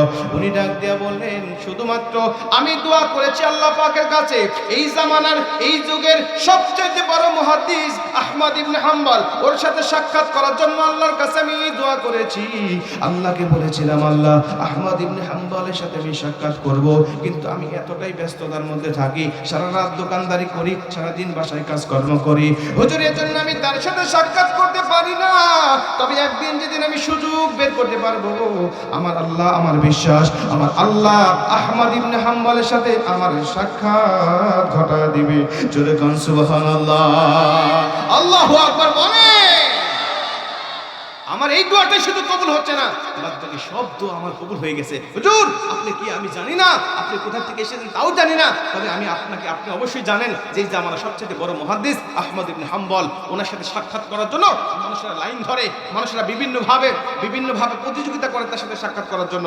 আমিও আল্লাহ পাকের কাছে দোয়া করেছি, তার সাথে আমার সাক্ষাৎ হয় না, শুধু আমার গাফিলতির কারণে যে আমি সময় বের করতে পারি না। তবে যেদিন সময় বের করতে পারবো সেদিন আমার আল্লাহ পাক আমার এই দোয়াটাও কবুল করে নেবে। জোরে সুবহানাল্লাহ। ইমাম আহমদ ইবনে হাম্বল চোখের পানি ফেলে দিয়েছে, বলছেন, বাবা তুমি বলছো কি, তুমি কি বলছো, তুমি বলো তো দেখি। আমার আল্লাহ তো তোমাকে সত্যি মুস্তাজাবুদ দাওয়া বানিয়ে দিয়েছে। আরে তুমি আহমদ ইবনে হাম্বলের সাথে সাক্ষাৎ করার জন্য দোয়া করেছো, কিন্তু তুমি সময় বের করতে না পারার কারণে তুমি তার সাথে সাক্ষাৎ করতে পারো না। আর আমার আল্লাহ পাক এজন্য আহমদ ইবনে হাম্বলকে বাড়ির থেকে টান দিয়ে তুলে নিয়েছে, মসজিদের মধ্যেও থাকার জায়গা করে নাই, তোমার দোকানের সামনে সারা রাত বসায় রাখছে যেন তোমার সাথে সাক্ষাৎটা হয়ে যায়। আল্লাহ তো তোমাকে সত্যি মুস্তাজাবুদ দাওয়া বানিয়ে দিয়েছে। যুবক আমি অধম, আমি আহমদ ইবনে হাম্বল। প্রিয় ভাই, তার মানে ইস্তেগফার যদি আমরা পাঠ করতে পারি নবীজির ভাষা অনুযায়ী, আল্লাহ পাক আমাদের দোয়াগুলোকে কবুল করে নেবে। জোরে সুবহানাল্লাহ। 4টা ফজিলতের কথা আমি আপনাদেরকে বললাম, অবশ্যই ইস্তেগফার আমরা পাঠ করব। তবে ইস্তেগফার পাঠ করতে গেলে আমরা অধিকাংশ মানুষ একটা ভুল করে থাকি। আস্তাগফিরুল্লাহ পাঠ করতে গিয়ে অধিকাংশ মানুষ, আমরা বাঙালি যারা, একটা ভুল করার কারণে আমরা কাঙ্ক্ষিত ফলাফল পাই না। আমরা যারা কোরআন পড়া জানি না, যারা আরবি সম্বন্ধে এইভাবে আমাদের জ্ঞান নাই, আমরা অধিকাংশ সময় এমন ভুল করে বসি যেই ভুলগুলো আরবি অর্থের পুরা পাল্টা উল্টা করে দেয়, অর্থটা পুরা উল্টা করে দেয়।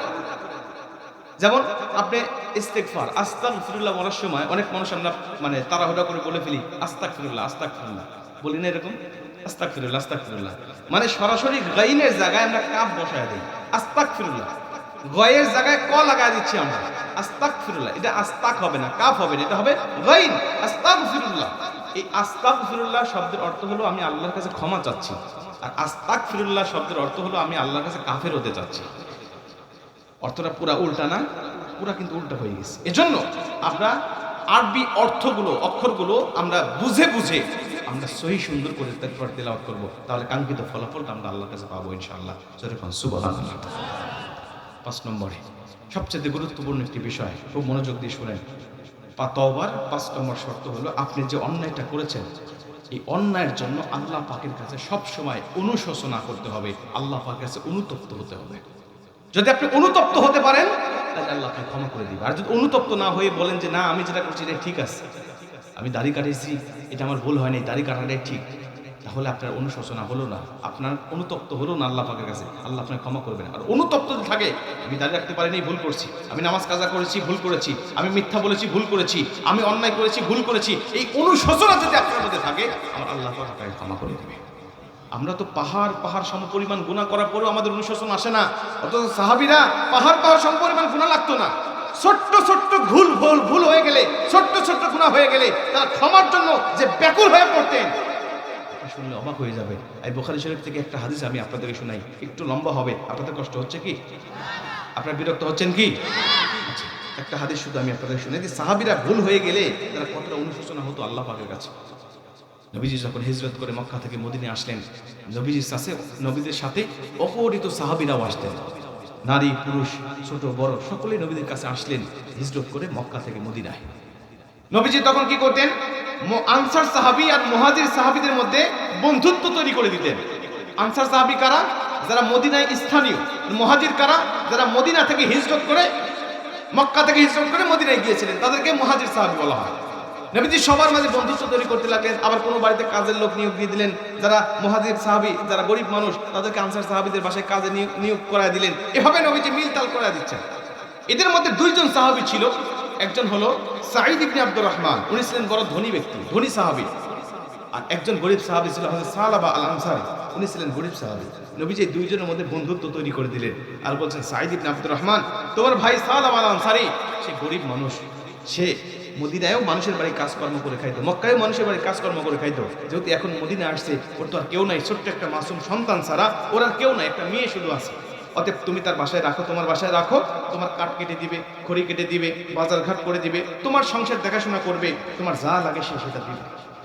2 জনের মধ্যে খুব ভালো বন্ধু তৈরি করে দিলেন। ঘটনাক্রমে কিছুদিন পরেই তাবুকের যুদ্ধের ঘোষণা আসলো। নবীজি 30,000 সাহাবী নিয়ে তাবুকের যুদ্ধে রওনা হবেন। নবীজি বললেন, আবু সালাবা আল আনসারী, তুমি দুর্বল মানুষ, গরিব মানুষ, তোমার শক্তি নাই, তোমার যুদ্ধের ময়দানে যাওয়ার দরকার নেই, তুমি সাঈদ ইবনে আব্দুর রহমানের বাসায় থাকো, তার বাসাটা দেখাশোনা করবে, তার বাজার ঘাট লাগলে আগায়া দিবে, আর সাঈদ ইবনে আব্দুর রহমানকে আমি নিয়ে যাচ্ছি যুদ্ধের ময়দানে। ওই যুদ্ধে মুসলমানদের সংখ্যা ছিল 30,000 আর কাফের মুশরিকদের সংখ্যা ছিল 3 লাখ। ওই 3 লাখ আর ওই 30,000, তারপরেও এই মুসলমানদের ঈমান দীপ্ত করা তাকবীরের আওয়াজে কাফের মুশরিকরা সেদিন বিনা যুদ্ধে পালিয়ে গিয়েছিল, আর মুসলমানরা বিনা যুদ্ধে বিজয় হয়ে চলে এসেছিল এই তাবুকের যুদ্ধে। নবীজি বলছেন, সালাবা আল আনসারী, তুমি থাকো সাঈদ ইবনে আব্দুর রহমানের বাসায়, আর সাঈদ ইবনে আব্দুর রহমানকে আমি নিয়ে যাচ্ছি যুদ্ধের ময়দানে। চলে গেলেন যুদ্ধের ময়দানে। সালাবা আল আনসারী বাসাটা দেখাশোনা করছে, কিন্তু তার বাসা একান্ত নির্জনে পাহাড়ের পাদদেশে হওয়ার কারণে সালাবা আল আনসারী বলে, আমি একদিন কাজ করতেছি সন্ধ্যার সময়, হঠাৎ করে শয়তান আমাকে ধোঁকা দিতে লাগলো, শয়তান আমাকে বারবার ধোঁকা দিতে লাগলো, সালাবা আল আনসারী, তুমি যে বাসায় কাজ করছো সাঈদ ইবনে আব্দুর রহমানের বাসায়, ওনার স্ত্রীকে কখনো কি তুমি দেখেছো? সে তো মহা সুন্দরী, সে তো মদিনার জমিনে সবচেয়ে সুন্দরী, সে তো জামিলা, সে অনেক সুন্দরী একজন মহিলা, তুমি তাকে কি কখনো দেখেছো? আরে তুমি কাজকর্ম পরেও করতে পারবে, দরজাটা খোলো, পর্দাটা তোলো, তাকিয়ে দেখো ভিতরে মহা বিশ্ব সুন্দরী বসা রয়েছে। সালাবা আল আনসারী বলে, আমি শয়তানের ধোঁকায় বোকা হয়ে গেলাম, আমি নিজেকে কন্ট্রোল করতে পারলাম না, আমি সত্যি সত্যি উঠে গিয়ে দরজার পর্দাটা তুলে ভিতরে তাকিয়ে দেখি মনে হচ্ছে আকাশের চাঁদ ঘরের মধ্যে বসা রয়েছে, এত সুন্দর চেহারা আমি জীবনে দেখি নাই। আমি গিয়ে কন্ট্রোল না করতে পেরে সাঈদ ইবনে আব্দুর রহমানের স্ত্রীর হাতটা আমি ধরে ফেলেছি। শুধু হাত ধরেছি, আর সীমা অতিক্রম করি নাই। যখন হাত ধরেছি, সালাবা আল আনসারী বলে, সাঈদ ইবনে আব্দুর রহমানের স্ত্রী আমাকে ডাক দেয়া বললেন, সালাবা ইত্তাকিল্লাহ ইয়া সালাবা ইত্তাকিল্লাহ, তুমি আল্লাহকে ভয় করো। তুমি কার হাত ধরেছো? আরে তোমার বন্ধু সাঈদ ইবনে আব্দুর রহমান, সে আমাকে আমানত রেখে গেছে তোমার কাছে। তুমি এক, আল্লাহর হুকুমকে অমান্য করছো, দুই, তোমার বন্ধুর আমানতকে খেয়ানত করছো। আল্লাহকে ভয় করো, ইত্তাকিল্লাহ। এই ইত্তাকিল্লাহ বলে যখন শুধু একটা ডাক দিয়েছে, সালাবা আল আনসারী বলে, আমার হুঁশ তখন ফেরত এসেছে। আমি সঙ্গে সঙ্গে তার হাতটা ছেড়ে দিয়ে ঘরের দরজা দিকে বের হয়ে আসলাম। বের হয়েছে শুধুমাত্র একটা বাক্য, আমার আল্লাহকে ডাক দিয়ে বললাম, ইলাহি আনতা আনতা ওয়া আনা আনা আনতাল আওয়াবু বিল মাগফিরা ওয়া আনা আল আওয়াবু বিদ দুনুব। হে আমার রব, তুমি তো তুমি, আমি তো আমি। আমার কাজ গুনাহ করা, তোমার কাজ ক্ষমা করা। আল্লাহ, আমি শয়তানের জোড়ায় পড়ে গুনাহ করে ফেলেছি, তুমি আমাকে মাফ করে দাও। জোরে কোন সুবহানাল্লাহ। মুসলমান ভাইরা আমার লক্ষ্য করেন, সালাবা আল আনসারী বলে, এরপরেও আমি নিজেকে ক্ষমা করতে পারলাম না। এক দৌড় দিয়ে আমার বাসায় চলে গিয়েছি। আমার ছোট্ট কন্যা সন্তান ছিল, হাদিসের সন্তানের নাম এসেছে খিমসানা। এই খিমসানাকে ডাক দিয়া বলেন, মা আমার, তুমি ছোট্ট মানুষ, তুমি তো কিছু বোঝো না, তবে তোমাকে একটা কথা বলি, আমি অপরাধ করে ফেলেছি, আমি অন্যায় করে ফেলেছি। আমি একজন অপরাধী। অপরাধী ব্যক্তি কখনো খোলা হাতে করতে পারে না। তুমি একটা জিনজির দিয়ে আমার হাতটাকে বেঁধে দাও। আমি অন্যায় করে ফেলেছি, অপরাধ করে ফেলেছি। আল্লাহর নবী তাবুকের যুদ্ধ থেকে ফিরে এসে আমার হাতটা খুলবে না যতক্ষণ, আমাকে ক্ষমার ঘোষণা দিবে না যতক্ষণ, আমি এই হাতটা খুলবো না ততক্ষণ। এই বলে তিনি খিমসানার কাছ থেকে জিনদের আবদ্ধ করে ফেললেন, হাতটাকে বেঁধে ফেললেন, আর এপার ওপার শুধু ঘুরতে লাগলেন আর আল্লাহর কাছে কাঁদতে লাগলেন, ইলাহি আনতা আনতা ওয়া আনা আনা আনতা আওয়াদু বিল মাগফিরা ওয়া আনা আওয়াদু বিদ দুনুব। এভাবে বলে বলে তিনি যখন আল্লাহ পাকের কাছে কাঁদতেছিলেন, আরে মুসলমান বন্ধু আমার, একাধিকবার যখন এভাবে কাঁদতেছিলেন, কিছুদিন পরে বিজয় হয়ে যখন সাহাবীরা তাবুকের প্রান্ত থেকে চলে এসেছেন, সবার মনে বড় খুশি, বিনা যুদ্ধে আমরা যুদ্ধে জয়লাভ করে ফেললাম। সবাই আনন্দ নিয়ে যখন ঘরের মধ্যে প্রবেশ করতেছিল, সাঈদ ইবনে আব্দুর রহমান তিনিও ঘরের মধ্যে প্রবেশ করলেন। খুশি মনে ঘরের মধ্যে প্রবেশ করার পরে মনটা খারাপ হয়ে গেল। স্ত্রীকে ডাক দিয়ে বলেন, বিবি আমার, তোমাদের সবাইকে দেখতে পাচ্ছি, কিন্তু আমার ভাই সালাবা আল আনসারীকে কেন দেখতে পারি না? তাকে কি তোমরা তাড়ায় দিয়েছো কিনা বলো। স্ত্রী ডাক দিয়ে বলেন, স্বামী আমার, আল্লাহর কসম করে বলে দিই, আল্লাহি, আল্লাহর কসম করে বলি, আমরা সালাবা আল আনসারীর সাথে কোনো খারাপ ব্যবহার করি নাই, বরং আল্লাহর বান্দা একটা ভুল করে অনুশোচনায় ভাসতে ভাসতে এই ঘর থেকে বের হয়ে গেছে, আর ফেরত আসে নাই। জোরে কোন সুবহানাল্লাহ। সালাবা আল আনসারী যখন শুনতে পারলেন সবাই চলে এসেছেন তাবুকের প্রান্ত থেকে, উনি চিন্তা করলেন কার কাছে আগে যাব। উনি চিন্তা করলেন সবচেয়ে নরম সাহাবী যিনি, হযরত আবু বকর রাদিয়াল্লাহু তাআলা আনহু, তিনি ওনার বাসায় ওনার কাছে আগে যাই, গিয়ে শুনি না আমাকে আল্লাহ ক্ষমা করবে কিনা। আবু বকর রাদিয়াল্লাহু তাআলা আনহুকে ডাক দেয়া বলেন, আবু বকর, আমি তো এই অপরাধ করে ফেলেছি, সাঈদ ইবনে আব্দুর রহমানের স্ত্রীর হাতটা ধরে ফেলেছি, আর কিচ্ছু করি নাই, কোনো সীমা অতিক্রম করি নাই, বলো আল্লাহ পাক আমাকে ক্ষমা করবে কিনা। আবু বকর রাদিয়াল্লাহু তাআলা আনহু তার কাছ থেকে মুখটা ফেরত নিলেন আর ডাক দিয়া বলেন, আল্লাহ তোমাকে কখনোই ক্ষমা করতে পারে না, তুমি আমানতের খেয়ানত করেছো, তুমি পরনারীর হাতটা ধরেছো, আল্লাহ পাক তোমাকে কখনোই ক্ষমা করতে পারে না। এই বলে তিনি মুখটা ফিরিয়ে নিলেন, তিনি চলে গেলেন ওমরে ফারুক রাদিয়াল্লাহু তাআলার কাছে। ওমরে ফারুক একই ভাবে মুখটা যখন ফেরত নিলেন, তিনি চলে গেলেন নবীজির দরবারে। নবীজি সালাবা আল আনসারীকে দেখে অবাক হয়ে গেলেন, সালাবা, তোমার কি চেহারা দশাটা করেছো বলো, খাবার কি তুমি খাও না? চেহারা একেবারে হাড়ের সাথে তোমার চামড়াগুলো লেগে গেছে, মুখটা বড় কালো হয়ে গেছে, চক্ষু দুইটা গর্তের মধ্যে চলে গেছে, হাত কেন তোমার কথা বলো না? তুমি কেন এরকম ভাবে নিজেকে শেষ করে দিচ্ছ? সালাবা আল আনসারী ডাক দেয়া বলেন, নবীজি, আমি এমন একটা অপরাধ করে ফেলেছি, আমি শুধুমাত্র নিজেকে সর্বসময় জাহান্নামী হিসাবেই দেখতেছি। যখন খেতে যাই, খাবারগুলো সামনে আসলে মনে হয় জাহান্নামীদের খাবারগুলো আমাকে দেওয়া হয়েছে। যখন আমি ঘুমাতে যাই, ঘুমানোর সময় আমার মনে হয় আমাকে জাহান্নামের আগুনের উপরে নিক্ষেপ করা হচ্ছে। নবীজি, ঘুমাতে পারি না, খাইতে পারি না, উঠতে বসতে সর্বসময় শুধু জাহান্নামের কথাগুলো স্মরণ হয়। নবীজি, আমি একটা মারাত্মক অপরাধ করে ফেলেছি, আপনি আমাকে ক্ষমার ঘোষণা দিবেন না যতক্ষণ আমি সালাবা আল আনসারী আমার হাত থেকে এই জিনজির খুলবো না ততক্ষণ। জোরে কোন আল্লাহু আকবার। নবীজি ডাক দিয়া বলেন, সালাবা, কি অপরাধ করেছো তুমি বলো তো দেখি। বলছেন, নবীজি, আপনি আমাকে যে ভাইয়ের সাথে বন্ধুত্ব তৈরি করে দিয়ে গেলেন, সাঈদ ইবনে আব্দুর রহমান, তার স্ত্রীর হাতটা আমি ধরে ফেলেছিলাম শয়তানের ধোঁকায় পড়ে বোকা হয়ে। নবীজি বলেন, আল্লাহ আমাকে ক্ষমা করবে কিনা? আমি আর কিচ্ছু করি নাই, শুধু হাত ধরেছি, আর উনি শুধু আমাকে বলেছে, ইত্তাকিল্লাহ ইয়া সালাবা, শুধু আল্লাহকে ভয় করার কথা যখন বলেছে বলেছে, আমি সঙ্গে সঙ্গে ফেরত এসেছি। আমি চলে এসেছি আল্লাহ পাকের কাছে, আমি কান্নাকাটি করতেছি, নবীজি আপনার আসার অপেক্ষায় ছিলাম, এখন আমি আপনার কাছে এসেছি, বলেন আল্লাহ আমাকে ক্ষমা করবে কিনা। আমার আল্লাহর রাসূল যখন এমন কথাটা শুনেছেন, নবীজি মনটা খারাপ করলেন। তার সামনে ঘোড়া ছিল, তার দিকেই তাকানো ছিল, নবীজি শুধুমাত্র মুখটাকে একটু ফিরায় নিলেন। নবীজি যখন মুখটাকে ফিরায় নিয়েছে, সালাবা বুঝতে পেরেছে আল্লাহর নবীও হয়তো আমাকে ক্ষমা করবে না। উনি একটা চিৎকার দিয়ে ঘর থেকে বের হয়ে গেছে, ঘর থেকে বের হয়ে চলে গেলেন পাহাড়ের পাদদেশে। তিনি নিজেকে এমন ভাবে শেষ করতে লাগলেন, আল্লাহ পাকের কাছে এত বড় রোনাজানি করতে লাগলেন, আল্লাহকে শুধু একই ভাষায় বলতে লাগলেন, ইলাহি আনতা আনতা ওয়া আনা আনা আনতা আওয়াদু বিল মাগফিরা ওয়া আনা আওয়াদু বিল যুনুব। আল্লাহ তুমি তো তুমি, আমি তো আমি, আমার কাজ গুনাহ করা, তোমার কাজ ক্ষমা করা। আল্লাহ তুমি আমাকে ক্ষমা করবে না যতক্ষণ আমি দুনিয়ার কোনো মানুষের কাছে যাব না ততক্ষণ। আবু বকর আমাকে ফিরিয়ে দিয়েছে, ওমর আমাকে ফিরিয়ে দিয়েছে, তোমার হাবিবুল্লাহ আমার কাছ থেকে মুখটা ফিরিয়ে নিয়েছে। আল্লাহ এখন শেষ মাত্র তুমি, তুমি আমাকে ক্ষমা করবে না যতক্ষণ আমি নিজেকেও ক্ষমা করব না ততক্ষণ। এই বলে যখন কান্নাকাটি করতেছিল, আমার আল্লাহ পাক এই দৃশ্যটা দেখে জিবরাইল পাঠিয়ে দিলেন, জিবরাইল যাও আমার হাবিবুল্লাহকে বলো। জিবরাইল এসে ডাক দিয়া বলেন, নবীজি আপনাকে আল্লাহ শুধু একটা প্রশ্ন করতে বলেছেন। নবীজি আল্লাহ বলেছেন শুধু আমার হাবিবুল্লাহকে একটা প্রশ্ন করবে, সেটা হলো বান্দা সৃষ্টি করেছে কে, আমার হাবিব করেছে নাকি আমি আল্লাহ নিজে বান্দা সৃষ্টি করেছি। নবীজি বলেন, উত্তর দেন বান্দা কে সৃষ্টি করেছে। আল্লাহু আকবার বলেন। নবীজি আপনি উত্তর দেন বান্দা কে সৃষ্টি করেছে। আমার হাবিবুল্লাহ নবীজি ডাক দেয়া বলেন, জিবরাইল বান্দা তো আল্লাহ পাকই সৃষ্টি করেছে, তাহলে আল্লাহ সৃষ্টি করেছে যে বান্দাকে, আল্লাহ ক্ষমা পাওয়ার আগে আপনি কেন তার কাছ থেকে মুখটা ফিরিয়ে নিলেন। শুনে নেন নবীজি খুশি হন, আমার আল্লাহ রাব্বুল আলামিন সালাব আল আনসারীর জীবনের সব গুনাহ মাফ করে দিয়েছে। জোরে কোন সুবহানাল্লাহ। আপনি খবর দেন সালাব আল আনসারীকে, তাকে আল্লাহ নিষ্পাপ মাসুম করে দিয়েছে, সব গুনাহ আল্লাহ ক্ষমা করে দিয়েছে। নবীজি খুশি হলেন, দুজন সাহাবীকে পাঠিয়ে দিলেন, হযরত সালমান ফারসি এবং আলী রাদিয়াল্লাহু তাআলা দুজনকে পাঠিয়ে দিলেন, যাও গিয়ে আমার সাহাবাকে খবর দাও আমার আল্লাহ তার জীবনে সব গুনাহ মাফ করে দিয়েছে, ওকে দ্রুত আমার কাছে নিয়ে আসো। আমি নবীজি তাকে আমার নিজের মুখ থেকে এই আয়াতটা, এই সুসংবাদটা আমি তাকে শোনাতে চাই। আলী রাদিয়াল্লাহু তাআলা আর সালমান ফারসি রাদিয়াল্লাহু তাআলা দুজন চলে গেলেন মরুভূমির প্রান্তরে, বিস্তীর্ণ এলাকায় খুঁজতে লাগলেন, কোথায় সালাবা, খুঁজে পাই না। একজন রাখালের সাথে সাক্ষাৎ হলো, রাখাল তুমি বলো সালাব আল আনসারীকে দেখেছো?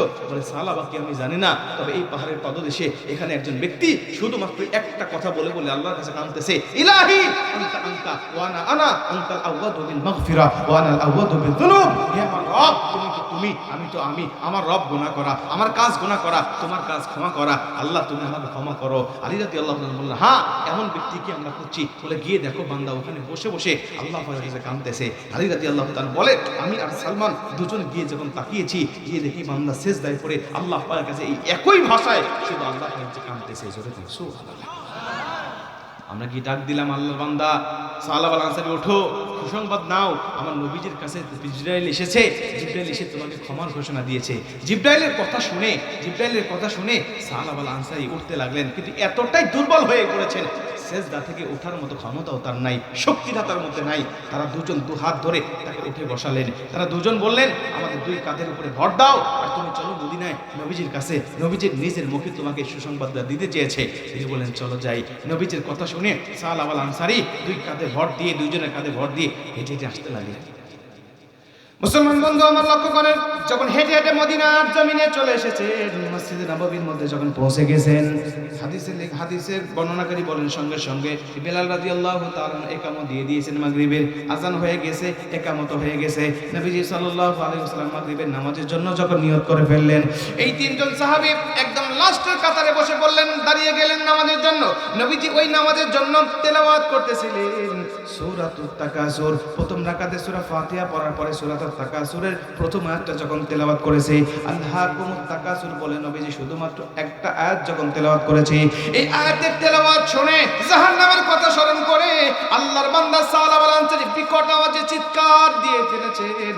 বিকট আওয়াজে চিৎকার দেওয়ার পরে সব সাহাবীর আজকে উঠেছেন, কি ব্যাপার এত জোরে আওয়াজ দিয়ে চিৎকার চিৎকার করলো কে? নবীজি বলে আমি দ্বিতীয় আয়াতটা যখন তেলাওয়াত করলাম, হাত্তা যুরতুমুল মাকাবির, এই দ্বিতীয় আয়াতটা তেলাওয়াত করার পরে সালাবা আল আনসারী সঙ্গে সঙ্গে বিকট আওয়াজে এমন চিৎকার দিয়ে ফেলেছেন, এক চিৎকারে তিনি মাটির নিচে বেহুশ হয়ে পড়ে গেছেন। মাটির উপরে বেহুশ হয়ে পড়ে যাওয়ার পরে নবীজি বলে দ্বিতীয় চিৎকার শোনার পরে আমি নামাজটাকে খাটো করে ফেললাম। সংক্ষেপে নামাজটা শেষ করে আমি পিছনে এসে দেখি আমার সালাবা আল আনসারী মাটির উপরে বেহুশ হয়ে পড়ে আছে। মাটির উপরে বেহুশ হয়ে যখন পড়ে আছে, আমি সঙ্গে সঙ্গে সালমানকে ডাক দিয়ে বললাম, সালমান ফার্সি, আমার সাহাবীকে মাথায় পানি দিতে থাকো, আমার সাহাবীকে তোমরা মাথায় পানি দিতে থাকো, তাকে জলদি করে জাগ্রত করো। আমি নবী তাকে সুসংবাদটা শোনাতে চাই, আমার আল্লাহ তাকে ক্ষমা করে দিয়েছে, এই সুসংবাদটা আমি তাকে শোনাতে চাই। সালমান ফার্সি তার মাথায় যখন পানিটা ঢালতেছিলেন, পানিটা ঢালতে ঢালতে ঢালতে ঢালতে নবীজিকে ডাক দিয়ে বলেন, নবীজি আপনার বান্দার জাগ্রত কখনো হবে না, আপনার সাহাবী সালাবা আল আনসারী দুনিয়া থেকে বিদায় নিয়ে চলে গেছে। আল্লাহু আকবার বলে, আপনার সালাবা আল আনসারী দুনিয়া থেকে বিদায় নিয়ে চলে গেছে নবীজি, সে আর কখনো জাগ্রত হবে না। আমি তার মুখের কাছে কানটা নিয়ে দেখেছি, আমি তার হাত ধরে দেখেছি, সে দুনিয়া থেকে বিদায় নিয়ে চলে গেছে। নবীজি আপনি তার দাফন কাফনের ব্যবস্থা করেন। সব সাহাবীদের মধ্যে যখন কান্নার রোল পড়ে গেল, হারে এতটা পাপ করি, এতটা অনুশোচনায় সে ভুগতেছিল, ক্ষমার সুসংবাদটা নবীজির কাছ থেকে শুনতে পারলো না, সে দুনিয়া থেকে বিদায় নিয়ে চলে গেল। সব সাহাবী কান্নার রোল পড়তেছিল। তার মেয়ে, ছোট্ট মেয়ে খিমসানা, যার কথা বলেছি, যার খেয়াল আছে শুনেছেন, ওই খিমসানার কানে যখন খবর চলে গেছে আমার বাবার দুনিয়ার জমিনে জীবিত নাই, এই খিমসানা কাঁদতে কাঁদতে পাগলের মতো, ছোট্ট বাচ্চা দৌড় এসেছে মসজিদে নববীর মধ্যে, এসে ডাক দিয়ে বলছে, নবীজি আমি আমার বাবার সাথে দেখা করার অনুমতি, ইজাজত চাই আপনার কাছে। নবী বলছে, চাও তোমার বাবাকে দেখো। খিমসানা এসে নবীজি পারমিশন পাওয়ার পরে বাবার চেহারা দেখতেছে আর ফুফায় ফুফায় কাঁদতেছে। ডাক দিয়ে বলছে, বাবা তুমি আমাকে মদিনা থেকে নিয়ে এসেছিলে, মক্কা থেকে নিয়ে এসেছিলে, আমার মা নাই, আমার কোনো ভাই নাই, শুধু তোমার দিকে তাকিয়ে আমি মক্কা থেকে হিজরত করে আমি ছোট্ট মানুষ এই মদিনা এসেছিলাম। বাবা তুমি পরের বাসায় কাজ করতে, তুমি কোনো বেলায় আমার জন্য খাবার নিয়ে আসলে আমি খেতাম, না নিয়ে আসলে আমি না খেয়ে থাকতাম, রাত্রিবেলায় আমি তোমার বুকের উপরে মাথা দিয়ে আমি আরামের ঘুম, প্রশান্তির ঘুমটা দিতাম। বাবা আজকে তুমি আমাকে এতিম করে চলে গেলে। এই বিনিয়ে বিনিয়ে যখন তার বিভিন্ন ক্ষোভগুলো, স্মৃতিগুলো স্মরণ করে করে বলতেছেন, কাঁদতেছেন, সাহাবীরা বলে তার মেয়ের কান্নার সাইজ দেখে, মেয়ের কান্নার স্টাইল দেখে সব সাহাবীরা যেন হাউমাউ করে কান্না শুরু করে দিল। আরে এই এতিম সন্তান এখন কি হবে? নবীজি সঙ্গে সঙ্গে এসে খিমসানার মাথায় হাত দিলেন, হাত দিয়ে বলছেন, মা তুমি কাঁদতেছো, তুমি কেঁদো না, তুমি তোমার বাবাকে হারিয়েছো বলে কষ্ট পাচ্ছ, শোনো আমি নবীজি আজকে থেকে তোমার বাবা হয়ে গেলাম, আমার মেয়ে ফাতেমা আজকে থেকে তোমার বোন হয়ে গেল, আমার স্ত্রী আয়েশা আজকে থেকে তোমার মা হয়ে গেল। খিমসানার চোখের পানি মুছে ডাক দিয়ে বাবা, ডাক দিয়ে নবীজি আমি আমার বাবাকে হারিয়ে, আমি আমার ফ্যামিলিকে হারিয়ে জীবনের শ্রেষ্ঠ, দুনিয়ার শ্রেষ্ঠ ফ্যামিলিকে পেয়ে গেছি, আমার সব কষ্ট দূর হয়ে গেছে। নবীজি বললেন, আমার সাহাবীকে দ্রুত করে তাড়াহুড়া করে তোমরা দাফন কাফনের ব্যবস্থা করো, আমি নবীজি নিজে জানাজা পড়াবো, আমি নবী নিজে কবরে নামবো, আমার জান্নাতি সাহাবীকে আমি কবরের মধ্যে শাহিদ করব। সব সাহাবীরা কাফন দাফনের ব্যবস্থা করলেন। কাফন দাফনের ব্যবস্থা করার পরে তিনি বলেন, নবীজি সাল্লাল্লাহু আলাইহি ওয়াসাল্লাম নিজে নামলেন, কবরের মধ্যে নামলেন। আলী রাদিয়াল্লাহু তাআলা আনহু বলেন, আমি তাকিয়ে দেখি নবীজি বৃদ্ধাঙ্গুলের উপরে ভর দিয়ে দিয়ে হেঁটে হেঁটে জানাজার ময়দানে যাচ্ছে, জানাজা থেকে আবার কবরের কাছে যাচ্ছে। আমি নবীজিকে তখনই জিজ্ঞাসা করতে চাইলাম, কিন্তু অনেক সাহাবী থাকার কারণে জিজ্ঞাসা করতে পারলাম না। জানাজা দাফন কাফন শেষ হওয়ার পরে নবীজির কাছে গিয়ে ডাকতে বললেন, নবীজি এটা কেমন হলো বলেন তো, আমি কোনোদিন এরকম দেখি নাই, আপনার বৃদ্ধাঙ্গুলের উপরে ভর দিয়ে আপনি ল্যাংড়া মানুষের মতো হেঁটে হেঁটে জানাজার ময়দানে গেলেন, আবার ওখান থেকে কবর পর্যন্ত গেলেন, এমন কেন বলো? নবীজি ডাক দিয়া বলেন, আলী তুমি জানো না আমার আল্লাহ পাক আমার সালাবা আল আনসারীর তওবায়, তার অনুশোচনায় এতটা সন্তুষ্ট হয়েছে, আজকে আসমানে সব দুয়ারগুলো খুলে দিয়েছে, সব আসমানে ফেরেশতারা আজকে সালাবা আল আনসারীর জানাজায় শরীক হয়ে গেছে। আমি নবীজি পুরা পাটা ফেলে এখান থেকে মসজিদ নববী থেকে যে জানাজা ময়দান পর্যন্ত যাব, এমন কোনো ফাঁকা জায়গা ছিল না। আমি এই জন্য বৃদ্ধাঙ্গুলের উপরে ভর দিয়ে দিয়ে আমি জানাজার ময়দানে গিয়েছি। আমার আল্লাহ পাক আমার সালাবা আল আনসারীর উপরে এতটাই সন্তুষ্ট হয়ে গেছে। সুবহানাল্লাহ। ভাই শুধুমাত্র একজন বেগানা মহিলা তিনি হাত ধরেছিলেন, আর কিচ্ছু করে নাই। শুধু হাত ধরার কারণেই যদি এতটা অনুশোচনায় হয়ে ক্ষমার ঘোষণা পাওয়ার পরেও জাহান্নামের আয়াত শুনে যদি সে দম ফেটে চিৎকার করে দুনিয়া থেকে মারা যেতে পারে, আমার আর আপনার জীবনে তো গুনার কোনো শেষ নাই। তারপরেও কি আমাদের তওবা করার সময় এখনো আসে নাই? কি বলেন, সময় এখনো আসে নাই? দরকার আছে না নাই? তওবা করার দরকার আছে না নাই? আজকে এই মাহফিল থেকে আমি আপনাদেরকে শুধুমাত্র তওবার উপরে উদ্বুদ্ধ করার জন্যই আমি এই সাবজেক্টটা নিয়ে আলোচনা করলাম। মেহেরবানি করে ভাই, জীবনে যা করেছি, জীবনে যত ভুল করেছি, জীবনে যত অন্যায় করেছি, জীবনে যত পাপ করেছি, মিথ্যা বলেছি, জেনা করেছি, ব্যভিচার করেছি, আল্লাহর কসম যে 5টা ফর্মুলার কথা আমি আপনাকে বলেছি, এই 5টা ফর্মুলা মেনে যদি আপনি আল্লাহ পাকের কাছে তওবা করতে পারেন, আপনার জীবনের যত গুনাহ আছে, জেনা হোক, ব্যভিচার হোক, মদপান হোক, আর যাই হোক, সব গুনাহ আল্লাহ পাক আপনাকে ধুয়ে মুছে সাফ করে আল্লাহ পাক আপনাকে পবিত্র বানায় দিবে। পারবেন? তওবা করতে পারবেন ইনশাআল্লাহ?